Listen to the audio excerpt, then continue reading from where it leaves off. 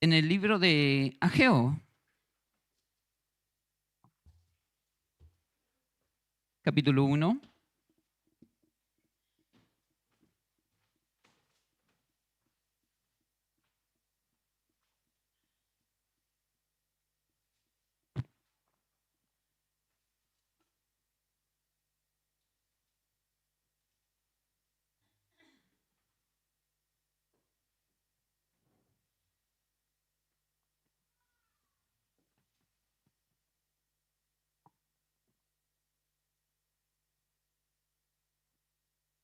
Capítulo 1.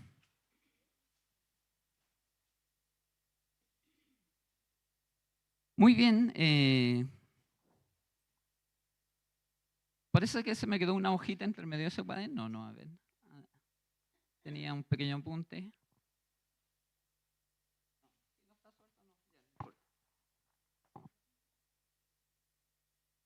Muy bien. Este libro, ¿no es cierto? Ahí tenía un pequeño apunte histórico para que podamos entender y comprender un poco mejor en qué año, ¿no es cierto?, se inicia este periodo de tiempo del profeta Ageo.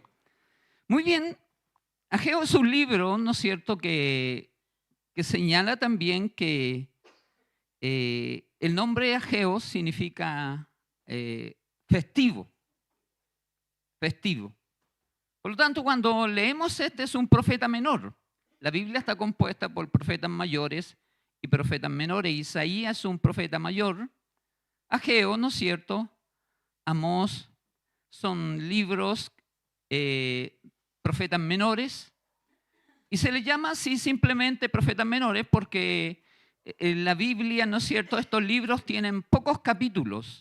Sin embargo, los profetas mayores tienen 50 o 60 capítulos. Y entonces vamos a leer, ¿no es cierto?, este libro. Ageo significa, ¿no es cierto?, festivo. Entonces algunos mencionan, ¿no es cierto?, que él nació en una época donde el pueblo de Israel estaba de fiesta. Así que sus padres, porque los nombres tienen un gran significado en la cultura judía, probablemente le pusieron, ¿no es cierto?, por la festividad, ¿no es cierto?, le pusieron Ageo, o simplemente le pusieron porque en el tiempo en que él iba a iniciarse como un profeta, era un profeta que tenía que traer un mensaje de restauración, de reconciliación del pueblo con Israel, con Dios, del pueblo de Israel con Dios, y tenía que transformarse el pueblo que caminaba en la oscuridad en un tiempo festivo, en un tiempo de alegría y de contentamiento bajo la cultura y el pueblo, ¿no es cierto?, de Israel. Vamos a leer capítulo 1 en este libro, versículo 1 en adelante. Vamos a leer esta palabra en el nombre de nuestro bendito y buen Salvador Jesucristo. Amén. En el año segundo del rey Darío, en el mes sexto, en el primer día del mes, vino palabra de Jehová por medio del profeta Ageo a Zorobabel, hijo de Salatiel, gobernador de Judá, y a Josué, hijo de Josadap, sumo sacerdote, diciendo: así ha hablado Jehová de los ejércitos, diciendo: este pueblo dice, no ha llegado aún el tiempo de que esta casa de Jehová sea reedificada. Entonces vino palabra de Jehová por medio del profeta Ageo, diciendo: es para vosotros tiempo, para vosotros de habitar en vuestras casas artesonadas, y esta casa está desierta. Pues así ha dicho Jehová de los ejércitos: meditad bien sobre vuestros caminos, sembráis mucho y recogéis poco, coméis y no os saciáis, bebéis y no quedáis satisfechos, os vestís y no os calentáis, y el que trabaja jornal recibe su jornal en un saco roto. Así ha dicho Jehová de los ejércitos: meditad sobre vuestros caminos, subid al monte, traed madera, reedificad la casa y pondré en ella mi voluntad y seré glorificado. ¿Ha dicho quién? Jehová. ¿En qué será glorificado Jehová? En la reconstrucción de su casa. Muy bien. Hubo un momento en la historia del pueblo de Israel, 538 más o menos antes de Cristo, que Nabucodonosor sitió a Israel y la conquistó. Y cuando conquistó, los tuvo 70 años bajo la cautividad, bajo el cautiverio. Y llegó un nuevo rey, un rey llamado persa Ciro. Y entonces Ciro declaró y le manifestó al pueblo judío que podía volver de vuelta a Israel, que podía volver nuevamente a Jerusalén. Porque todos los hombres más inteligentes, porque en la guerra, ¿qué es lo que buscan los conquistadores? Tomar las naciones y los pueblos y llevarse a los hombres más inteligentes. Por eso podemos ver en la Segunda Guerra Mundial, cuando terminó la Segunda Guerra Mundial, los norteamericanos se trajeron, ¿no es cierto?, a los alemanes, que fueron padres de la cohetería, se los trajeron a Estados Unidos, y los rusos se llevaron otro grupo de personas de renombre inteligente porque les iba a ayudar, ¿no es cierto?, en lo que significa la ciencia, la medicina y lo que es en la guerra, en crear nuevo armamento para estas naciones. Cuando los pueblos lograban conquistar alguna nación, se llevaban lo mejor, se los llevaban cautivos y los esparcían en alguna medida por diferentes lugares y naciones. Llegó un momento, ¿no es cierto?, que el pueblo de Israel, como consecuencia de su pecado y de su rebelión, de que no buscaron a Dios, porque desecharon a Dios de su corazón, las enseñanzas que se les había impartido desde la juventud, desde la niñez, cuando ellos crecieron en alguna medida, se desviaron de la voluntad y del propósito de Dios. Y comenzaron a adorar a dioses que no eran dioses, como lo que existe en el mundo contemporáneo. Recuerda que el libro de los Salmos dice que Jehová Dios es Dios ¿de qué? De dioses. Eso significa que el mundo siempre ha tenido dioses. La humanidad siempre ha tenido dioses. En las diferentes clases de cultura hay dioses, como el panteísmo mismo griego o como muchas culturas que tienen sus dioses. Pero esos dioses, las Sagradas Escrituras los señalan como dioses pequeños, como dioses insignificantes ante el Elohim, ante el Dios Todopoderoso, ante el Creador y Formador de todas las cosas desde un principio. Si bien es cierto, desde muchos años atrás, el adversario de nuestra vida, Satanás el diablo, ha creado esta forma de que el hombre, que la mujer busque en estos pequeños dioses, para que estos pequeños dioses le puedan robar en alguna medida la gloria a Dios. Entonces, cuando la gente viene y adora a esos dioses, le están quitando la gloria al Creador. Están desenfocando a la civilización y a los pueblos y a las naciones, lo están desenfocando de la voluntad y del propósito de Dios. Y eso es lo que hace el adversario de nuestra vida. Por eso que el pueblo de Israel, que era un pueblo que estudiaba la Torá, eran maestros enseñados en la Torá, enseñados en la palabra de Dios desde el principio, eran enseñados, adiestrados, porque lo único que busca un discípulo judío, es alcanzar el nivel de su rabino, alcanzar el nivel de su maestro. El maestro enseña para que el discípulo pueda aprender y en algún momento pueda llegar a alcanzar la sabiduría del maestro. Entonces nosotros, como discípulos de Dios, como discípulos del Señor Jesús, tenemos que también lograr alcanzar un nivel espiritual en el ámbito de la vida espiritual, alcanzar niveles que el Señor quiere que nosotros alcancemos en la vida espiritual. Y la forma de alcanzarnos es relacionarnos con el Señor continuamente, tener una vida consagrada al Señor, buscar en lo que es la vida espiritual. porque en el mundo contemporáneo sí existe la vida espiritual. La vida espiritual tiene que ver con una relación personal con Dios. Pero también hay una vida espiritual donde los espíritus inmundos y demonios se mueven en el mundo espiritual de las tinieblas. Pero así como se mueven en el mundo espiritual de las tinieblas, el Dios creador de los cielos capacitó a la iglesia con un mundo espiritual donde el Señor es el que ministra a través de la iglesia la palabra de Dios. Por eso le dijo a la iglesia: vosotros sois la sal de la tierra, ¿qué más? La luz del mundo. ¿Para qué? Para alumbrar en medio de las tinieblas. Sal para sazonar la vida de hombres que viven en desdicha, en desánimo, en decaimiento, en deformación de sus propias vidas. Por eso es que cuando el profeta escribe estas palabras, las escribe con el único propósito de alentar al pueblo. ¿A qué? A conquistar, a levantarse y a reedificar. ¿Reedificar qué? El templo. ¿Por qué el templo? Porque en la época pasada el templo era lo más importante para el pueblo judío. En el templo moraba Dios. En el templo moraba Dios. En el Nuevo Testamento, Dios dice: yo no habito en templo hecho por mano de hombre, sino que habita ¿dónde? En el corazón del hombre y de la mujer.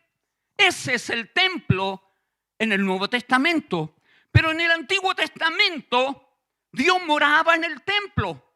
Cuando Salomón edificó el templo, dice que la gloria de Dios descendió de tal manera que los sacerdotes y los hombres que estaban en el templo, dedicando el templo a Dios, no podían contener la gloria de Dios y retrocedían. Porque la gloria era tan impactante, la gloria de Dios, que los hombres tenían que retroceder ante la gloria de Dios. Entonces, cuando escribe Ageo y cuando el rey Darío le dice: ya vayan y reedifiquen su templo. Si el templo es tan importante para ustedes, 70 años cautivos, ahora vuelvan a Jerusalén. Edifiquen, construyan, levanten el templo para que la gloria de Dios se vea y se mueva.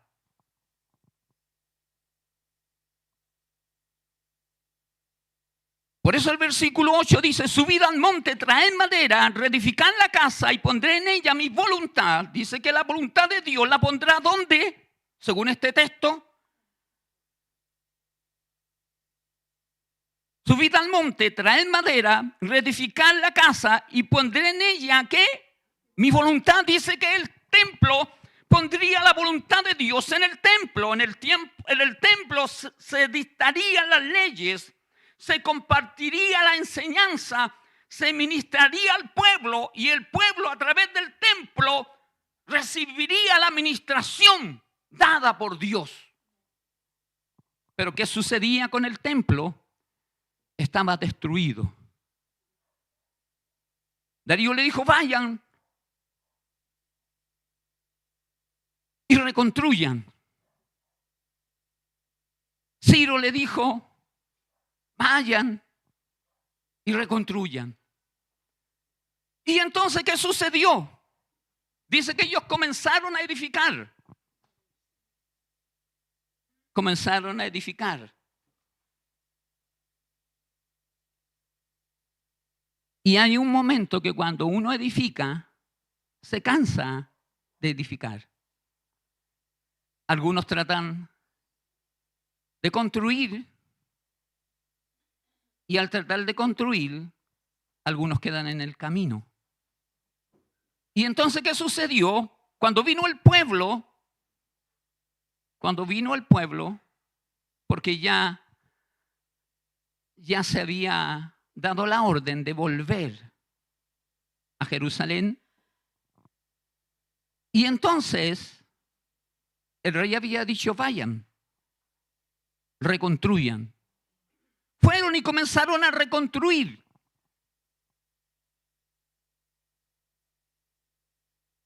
Y los vecinos comenzaron a reclamar. Comenzaron a atacarlos en alguna medida y a estorbarlos. Y vino el desgano de la gente. El desgano de la gente. Y entonces sucedió que dejaron todo ahí y no siguieron reconstruyendo. Entonces pasaron entre 15 y 16 años. Entre esos 15 y 16 años, la reconstrucción se detuvo. Entonces escribió el profeta Ageo estas palabras. Ahora él escribe estas palabras para exhortar al pueblo y llama a Zorobabel, llama a Josué, el sumo sacerdote, y llama al profeta Ageo. Entonces el profeta escribe estas palabras en el año segundo del rey Darío, en el mes sexto, en el primer día del mes. Vino palabra de Jehová por medio del profeta Ageo a Zorobabel, hijo de Salatiel, gobernador de Judá, a Josué, hijo de Josadap, y sumo sacerdote, diciendo, así ha hablado Jehová de los ejércitos, diciendo, este pueblo dice, no ha llegado aún el tiempo de que la casa de Jehová sea reedificada. Entonces ellos decían, no ha llegado el tiempo de que esta casa sea reedificada. Entonces, versículo 3, vino palabra de Jehová por medio del profeta Ageo. Entonces ahí se levantó el profeta. Es para vosotros, dice el profeta, tiempo para vosotros de habitar en vuestras casas artesonadas, y esta casa mirando hacia el templo destruido, a medio construir, en ruinas. Dice, es para vosotros tiempo, para vosotros de habitar en vuestras casas artesonadas, y esta casa está desierta, deshecha, desamparada. No tiene gloria, no tiene nada. Pues ha dicho Jehová de los ejércitos, meditad bien sobre vuestros caminos, sembráis mucho y recogéis poco, coméis y no saciáis, bebéis y no quedáis satisfechos, os vestís y no os calentáis. El que trabaja jornal recibe su jornal en un saco roto. Así ha dicho Jehová de los ejércitos. Meditad sobre vuestros caminos, subid al monte, traed madera, reedificad la casa y pondré en ella mi voluntad y seré glorificado, ha dicho Jehová. Si tuviéramos que ponerle un nombre a este sermón, diríamos, ¿cuál es nuestra prioridad?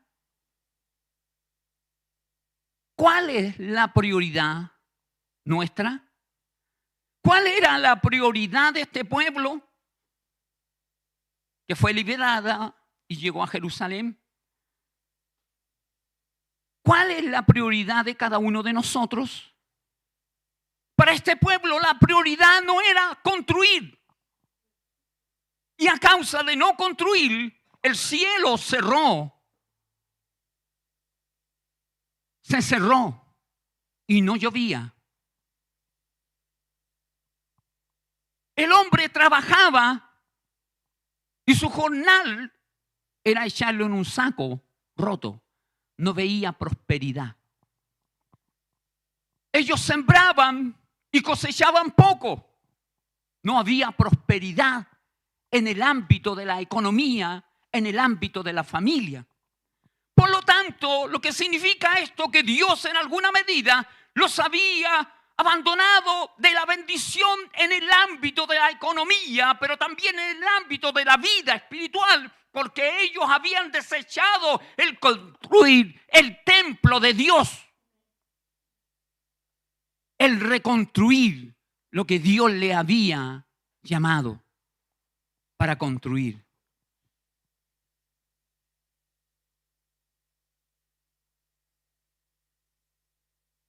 Dios siempre será o debe ser glorificado.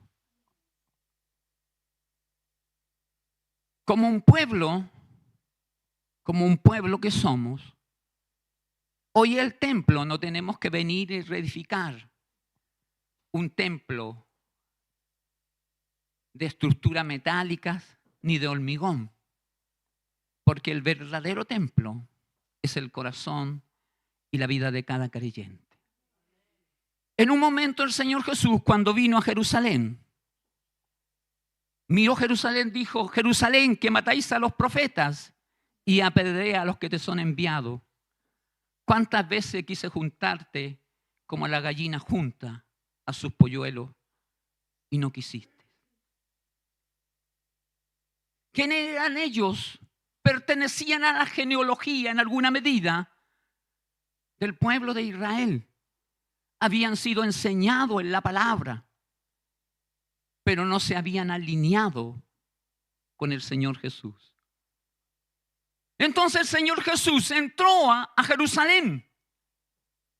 Cuando Él entra a Jerusalén, los hombres dicen: Hosana, bendito el que viene en el nombre del Señor. Y dice que tiraban sus túnicas y tomaban palmas, ¿no es cierto?, ramas, y decían Hosana y proclamaban al Señor en la entrada triunfante hacia Jerusalén, lo que le llaman los católicos el domingo de Ramos. Entonces Él entró. Mientras la gente gritaba Hosana, Hosana, y unos cuantos días después era crucificado. Aquellos mismos que gritaban Hosana, después Pilato dijo: ¿a qué no suelto? ¿A Jesús o a Barrabás? Y la gente gritó: suéltanos a Barrabás, suéltanos a Barrabás. Y Pilato dijo: ¿qué hago con Jesús, el rey de los judíos? Crucifícale, crucifícale, crucifícale. Entonces su corazón, el corazón de aquella gente en ese instante se nubló. Y cuando el Señor Jesús entra al templo, ¿qué es lo que hace? Da vuelta la mesa de los cambistas. Saca todo lo que hay ahí. Dice: habéis hecho de la casa de mi padre cueva de ladrones. Porque lo que le interesaba a los comerciantes era vender. Era vender. ¿Usted cree que a los comerciantes les interesa la vida espiritual? Dicen que Pedro y Juan a la hora novena, a la hora de la oración, en el libro de Juan, o en el libro de Hechos, dice que Pedro y Juan a la hora novena, a la hora de la oración, venían al templo y había ¿qué? Un mendigo ahí. El mendigo esperaba dinero. Él le dijo: no tengo plata ni oro, pero lo que tengo te doy. En el nombre del Señor Jesús, levántate y anda. Entonces el hombre se levantó, entró al templo y comenzó a adorar y a bendecir a Dios. ¿Dónde estaba el corazón de ese hombre? Si el templo era tan importante, debía él estado en el templo. Pero estaba afuera, mendigando. Alguien puede decir: bueno, es el sustento de una persona. No, mi hermano, eso es un error. Porque Dios es proveedor. El hombre y la mujer de Dios no pueden mendigar. Lo que debe hacer el hombre cuando no tiene los recursos necesarios, creer que Dios es poderoso para abrir puertas de bendiciones. Por eso Dios tiene un nombre que significa Jehová Jireh. Él es tu proveedor. Él es la fuente inagotable. Y Él te proveerá. Por eso una vez escuché en la radio un testimonio, en la Radio Corporación. Había un obispo, Hermes Canales, muy conocido en el mundo cristiano, evangélico. Y contaba una historia. Mientras hablaban con otros pastores, él decía, yo era el tesorero de una iglesia. Y en un momento quedé sin trabajo y no tenía trabajo. Entonces el pastor, en vez de darme una ofrenda, así dijo él, pues sabía que yo estaba sin trabajo, en vez de darme una ofrenda, me dijo, voy a orar por ti. Y dice que lo ungió. Y el pastor dijo, Señor, ábrele fuente de trabajo. Y se fue. Y mientras caminaba, iba refunfuñando, diciendo, yo no quería que me ungiera, pues yo quería que él me diera una ofrenda, que sacara, ¿no es cierto?, dinero de la ofrenda y me diera porque tengo necesidad. Iba alegando, caminando, de repente cruza un vehículo y le dice, hola Hermes, ¿cómo estás? Le dijo, no, más o menos, nomás que estoy sin trabajo. Ya, ven para acá. Y lo llevó a un trabajo. Porque Dios provee a través del trabajo, ¿o no? A través del trabajo lo hace el Señor. Porque usted puede darle una limosna. Allá en Quilicura, ¿cómo sabían que era una iglesia? Nosotros teníamos antes un letrero arriba, que ya hace mucho tiempo que no lo teníamos. Y entonces la gente pasaba y nos pedía. Y de repente pasaba gente joven y nos pedía. Y una vez le dije a un joven, le dije, ¿sabes? Tú eres joven. Y si tú tienes necesidad, cómprate una caja de helado y súbete a la micro y te vas a ganar todos los días, diariamente, te vas a ganar como 7,000 o 10,000 pesos, que era el sustento de un día en una familia. Estoy hablando de hace tiempo, hace bastante tiempo. Me dijo, sí, pastor, me dijo así. Y sabe que él se fue. Y sabe que a los cuantos días, o a las semanas, o a los meses, se sube una persona. Yo iba en la micro, en la 308 hacia Quilicura, los que conocen Quilicura. En la 308 y se subió un vendedor de helado. No, estaban vendiendo unos dulces. Y vendía cubanitos venía vendiendo. Y me dijo, pastor, me dijo, y me dio las primicias, y me dio un paquete de cubanitos. Me dijo, pastor, ya. Y entonces, y de ahí se bajó. Ahí estaba, ¿ves? Si Dios bendice a la persona, cuando decimos que Dios es proveedor, Dios, ¿cómo te provee? A través del trabajo. A través del trabajo. Dios te abre puerta laboral. Entonces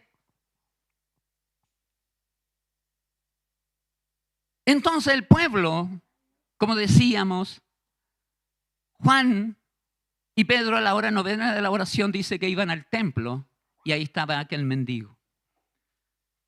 El mendigo no estaba en el templo. En el templo, fíjese lo que dice el versículo 8 en el capítulo 1 del libro de Ageo. Subid al monte, porque como no había reconstrucción del templo, él le dijo, suban al monte. Trae madera y reedificar la casa y pondré en ella mi voluntad y seré glorificado, ha dicho Jehová. Así que le dijo, no estén impávidos, no se detengan, suban al monte, traigan la madera, reconstruyan el templo y mi nombre estará ahí y yo voy a bendecir al que viene a la casa del Señor. Y dice que el pueblo subió al monte. Trajo la madera. Pero necesitó un profeta. Porque un profeta es punzante. Un profeta habla la palabra de Dios sin temor a las demás, sin temor a las personas y a nadie. El profeta tiene que entregar la palabra como es para que el pueblo se arrepienta de su pecado y de su maldad. Y entonces la gente fue conmovida por el mensaje de Ageo, porque Dios llamó a Ageo como un hombre festivo. Y esta festividad tenía que ser volver a reconstruir el templo para que la gloria de Dios se moviera en aquel lugar y ya no estuvieran en oprobio. Entonces decimos en esta noche, ¿cuál es tu prioridad? ¿cuál es mi prioridad? ¿Es el Señor nuestra prioridad? A veces podemos decir amén, pero verdaderamente cuando tenemos que alinearnos, no estamos alineados. Y eso lo digo por mí y lo digo hacia las demás personas. ¿Por qué? Porque todo esto es una lucha espiritual. Todo esto es una lucha espiritual. Tiene que ver con el clamor, con la oración. Si usted deja de orar, si usted deja de estudiar la palabra, si usted deja de tener comunión, no recibirá de la savia y la vida espiritual se irá deteriorando y ya se dará cuenta que no es lo mismo que antes. ¿Se recuerda que el Señor dijo, y tengo contra ti que ha dejado qué? Tu primer amor. Tu primer amor. Entonces, tu primer amor. Y tengo contra ti que ha dejado tu primer amor. Entonces, cuando uno se enamora, va donde la novia, ¿o no? Quiere ver todos los días a la novia. ¿O no? ¿Sí o no? Bueno, no. Ahora ya nos casamos y entonces a veces... ¿Ah? Pero en la vida, antes de casarnos, yo iba a ver todos los días, ¿no es cierto?, a mi novia, a mi esposa. Y entonces mi esposa pasaba por el pasaje y miraba y yo me peinaba, como yo soy crespo, entonces me costaba alisarme el pelo. Entonces yo estaba en la ventana y me peinaba.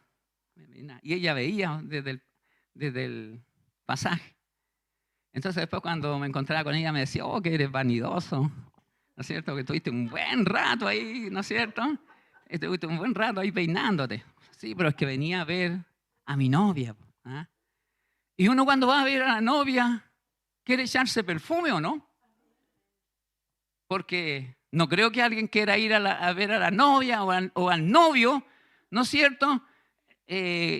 Con un olor no grato. Y uno quiere verla constantemente, todos los días. Entonces, prácticamente nos veíamos todos los días. Entonces, por eso que yo a veces a algún joven le decía, va, qué raro, ¿no es cierto? Te veís con tu novia una vez a la semana, 2 veces a la semana, a veces pasa la semana y no se ve. Entonces yo decía, va, me parece raro. Porque yo decía, a lo mejor lo tomaba mirándolo desde el tiempo en que yo vivía, ¿entiendes? Porque nosotros nos veíamos todos los días. Entonces es así. Con el Señor es así. Tenemos que tener una relación de intimidad, de una relación, porque Él es nuestro amado. Él es nuestro amado. ¿No es cierto? Como yo era, por ejemplo, nosotros decimos el deseado de las naciones. ¿Quién es el deseado de las naciones? Para la iglesia es el Señor Jesús. ¿No es cierto? Él es nuestro deseado. En el noviazgo o en el pololeo o en el tratar de conquistar, a veces el deseado o la deseada, ¿no es cierto?, es la pretendiente. Que quiere uno conquistarlo o conquistarla, ¿o no? Sí, pues entonces por eso que yo cuando pasaba por el pasaje 10 de marzo, me equivoco, 2486, vi a mi suegra. Pues. Yo pasaba por el pasaje, hermano, y mi esposa me tiraba el churro. Y entonces, y así le enseñaba, ¿no es cierto?, a las jóvenes en Quilicura, ¿no es cierto?, para que tuvieran su novio. Es una broma, pero cuando es una broma que le enseñaba así, pero cuando yo pasaba por el pasaje, me tiraba el churro, po. Hasta que me conquistó, pues. Está bien, pues, ¿no es cierto, hermana? Está bien, pues. Y así, pues, ¿ves? Ahora tenemos 2 hijos y tenemos una nieta. ¿No es cierto? Entonces, todo esto tiene que ver con la relación de la vida espiritual, porque hay que relacionarse con el Señor. Hay que tener prioridades. Y es cierto, es como cuando uno se casa. ¿No es cierto? Porque generalmente, ¿quiénes reclaman? Son las mujeres, ¿o no? No nos sacan a pasear, no nos llevan a comer, ¿no es cierto? No nos traen un presente, un chocolate, ¿no es cierto? Claro, ¿entiendes? Solamente nos sacan para el terremoto, ¿ah? Entonces, así. Pero en el tiempo contemporáneo, en la vida en que vivimos, ya no necesitamos un templo, una estructura. Por supuesto que necesitamos para cobijarnos bajo él. Pero cuando nosotros nos vamos, el Señor no se queda aquí. El Señor se va con cada uno de nosotros. Porque el Espíritu Santo de Dios mora en la vida de todos los creyentes. Entonces, cuando el Señor Jesús dice que entró al templo, dice que dio vuelta a la mesa de los cambistas y le dijo: habéis hecho de la casa de mi padre cueva de ladrones, y esta casa es casa de oración. O como lo dijo en el Antiguo Testamento, esto no es otra cosa más que casa de Dios y puerta ¿de qué? Del cielo, dijo Jacob. Entonces, ahora el templo en mi corazón, el templo en mi corazón, donde debemos de reconstruir. ¿Y cómo reconstruimos? A través de la vida de iglesia, porque ya no tenemos que poner ladrillo ni nada. En el Nuevo Testamento el Señor dice que ahora no habita en un templo hecho por mano de hombres, sino que habita en cada corazón. Entonces, para que el Señor no suceda como lo que sucedió cuando entró a Jerusalén y dio vuelta en la mesa de los cambistas y echó toda la mugre para afuera, a los comerciantes y a todos, así también tenemos que ir limpiando nuestro corazón. Porque de nuestro corazón emana lo bueno, dice la Escritura, y también ¿qué? Lo malo. Entonces, porque a veces se producen esas raíces de amargura en el corazón y entonces esas cosas no permiten que nosotros tengamos una plena libertad, un gozo, un contentamiento, alegría. Entonces tenemos que reconstruir. Por eso él le dijo: subid al monte, traed madera. Subid al monte, traed madera, reedificad la casa y pondré en ella ¿qué? Mi voluntad, y seré glorificado, ha dicho Jehová. Porque Dios se glorifica en la vida de los creyentes. Usted y yo somos la expresión de Dios. Expresamos al Señor. De hecho, muchas veces a ustedes le han dicho en su trabajo, o como decía la hermana la otra vez, ¿no es cierto?, que decía que en su trabajo habían dos varones que eran creyentes, que eran como ángeles, así más o menos me recuerdo que, ¿no entiende? Entonces uno tiene que reflejar al Señor, tiene que reflejar a Cristo. Entonces subir al monte y traer madera significa ahora reconstruyamos nuestro templo, que muchas veces está caído, que muchas veces está deteriorado, que muchas veces está ahí y que necesitamos reconstruirlo.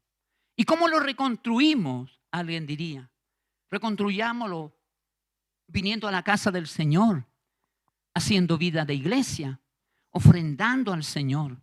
¿Cómo lo reconstruimos? Orando al Señor. ¿Cómo lo reconstruimos? Estudiando la palabra del Señor, alineándonos con el trabajo de la obra del Señor, alineándonos con el trabajo de la iglesia. Por ejemplo, el 20 de abril vamos a tener un culto de resurrección. Entonces, estemos en el culto de resurrección y alegrémonos y gocémonos en el Señor. Por eso él dijo estas palabras. Y en un momento Ageo dijo: ¿habéis visto esta casa como en su gloria primera? No es esta como nada. Porque dice, digamos, se cree que Ageo vio el primer templo. ¿Usted sabe cuántos templos hubieron en Israel, en Jerusalén? Si yo le preguntara, ¿cuántos templos hubieron, hermana? 3. Puedo equivocarme, así que alguien me puede corregir, ¿sí? ¿Entiende? Salomón edificó un templo, ¿no es cierto? El primer templo. Y Ageo vio esa reconstrucción del primer templo.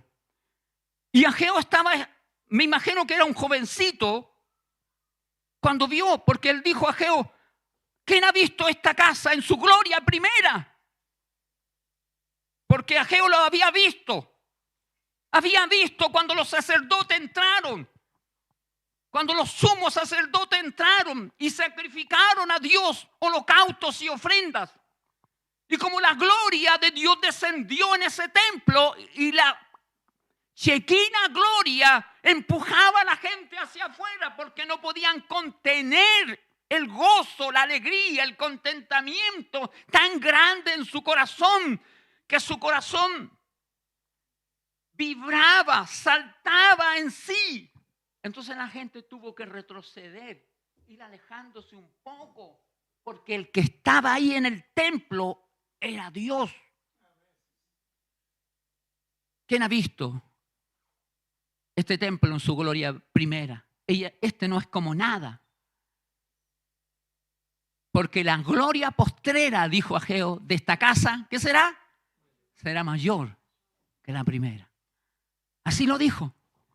Que la gloria postrera significaba que si era tan extraordinaria la gloria, la presencia de Dios en el templo pasado, en los años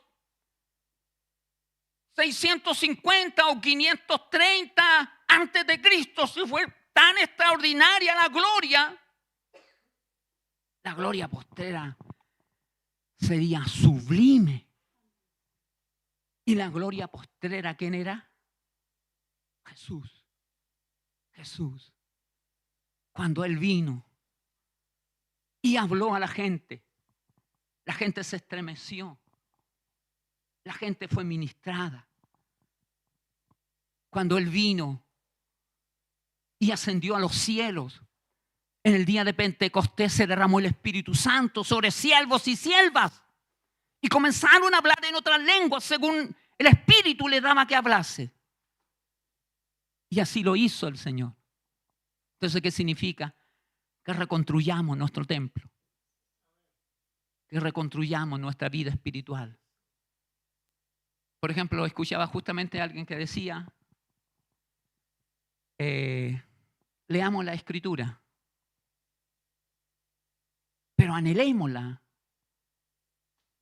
Anhelemos como el bebé, como la guagua, anhela la leche no adulterada, sino la leche que viene de la mamá. Anhelemos leer la Escritura. Anhelémosla leer. Por eso cuando decía cuántos templos hubieron, Salomón edificó uno. Este templo lo edifica, lo vuelve a reconstruir ¿quién? Ageo, Zorobabel, Josué. Después, el año 70 después de Cristo, existía el templo todavía en Jerusalén. Vino el general Tito y destruyó el templo. Y ya no existe el templo. ¿Y sabe dónde estaba el templo? Usted se fija que la muralla, el muro de los lamentos, ¿no? Todos conocemos porque vemos en la televisión los muros de los lamentos. El muro de los lamentos. Ahí donde está el muro de los lamentos, tiene que volver a reconstruirse el templo. ¿Quiénes anhelan la reconstrucción del templo? No somos nosotros, porque sabemos que Dios mora en nuestro corazón hoy. Son los judíos. Pero ¿quién reconstruirá ese templo? ¿Sabe quién lo hará? El anticristo. ¿Por qué lo hará él? Porque va a convencer a los judíos de que él prácticamente es el Mesías. ¿Por qué? Porque gran parte del pueblo judío no reconoció a Jesús como el Mesías prometido.